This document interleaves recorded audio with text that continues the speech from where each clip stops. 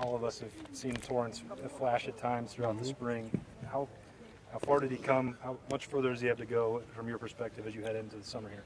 You know, Torrance had good days, bad days, good reps, bad reps. He was a typical freshman that moved from quarterback to receiver. He's as talented as anybody in the country. I mean, his ceiling is unbelievably high.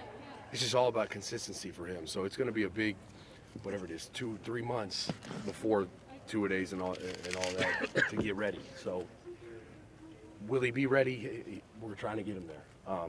But when he does get ready, he's going to be really good. Zach, who, from the beginning of spring to the end, who made the biggest jump in your room from a guy that might have been marginal to a guy you think you can count on now? I mean, or maybe not even defining it that way. You know, I had a number of guys that had it. My whole group had a great spring. I can't single out one guy for making the biggest jump. I mean, one of the more impressive guys was Austin Mack, just because he was a true freshman. That's not saying he's the best one or even in the conversation, but just how he performed and how he went to work every day for a kid that should be getting ready for prom was really impressive. Mm-hmm. Of the other guys, though, like, you know, Terry McLaurin, those guys, was this kind of the spring they had to make a move? I mean, because it was having guys coming in. Yeah, it was their time. The Terry, Paris, and James Clark, it was kind of like, all right, it's your turn to kind of run the show. And they really did. I mean, 15 practices, didn't miss a rep, went really hard, executed really at a really high level. So I'm really pleased with all three of them. Did McLaurin give you that, for example, in the spring game? He made a couple pretty big catches down the field. Yeah. Y'all were looking for that last year. I'm not sure you ever really totally found it.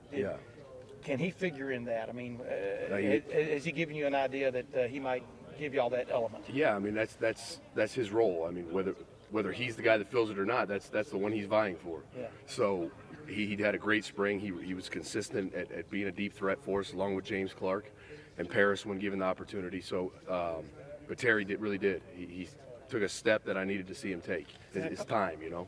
Zach, every time we have a discussion, I don't know if it's just in my head, but we're talking about the younger guys.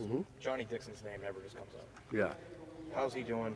Is he still kind of behind because of his knees? Or No, I mean, Johnny, for the first time, was able to practice. I mean, he had kind of two different traumatic knee issues that he finally now is getting through. And so this spring, we limited him more, thinking we need to have him 100% full strength, no issues come fall. And so the stuff we asked him to do, he did extremely well. We didn't ask him to do everything, so that you can't really evaluate him as a complete receiver when you don't ask him to do everything you need him to do.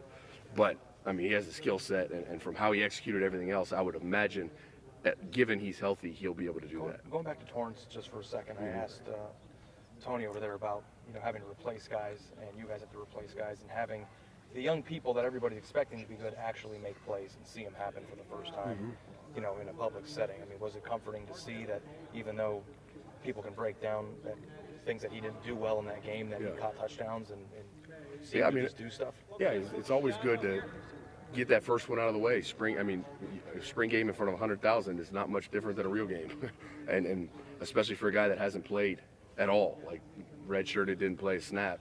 So it was really good to see that he could still carry over some of the good things that he'd been doing into that atmosphere, definitely. What's the latest with Corey Smith? I know coming back as a sixth-year senior, coming back, I believe it was a broken leg, correct? What's the latest with him? How's he doing? He's doing really well. He's slated to graduate in May, at the end of this semester.